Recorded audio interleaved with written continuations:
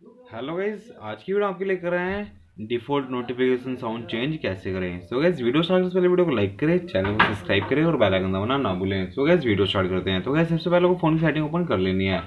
Phone की setting open करने के बाद आपको नीचे आना है। नीचे आने के बाद आपको साउंड का ऑप्शन आ रहा है, साउंड ओपन कर लेना है। साउंड ओपन करने के बाद आपको नीचे आना है।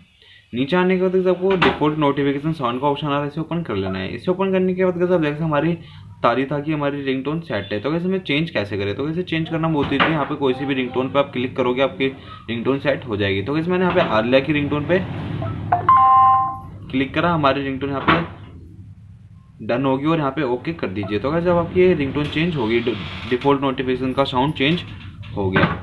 तो गाइस वीडियो अच्छी लगी तो वीडियो को लाइक करें, चैनल को सब्सक्राइब करें और बेल आइकन दबाना ना भूलें। Thanks for watching video. मिलते हैं नेक्स्ट वीडियो में। Tata bye bye.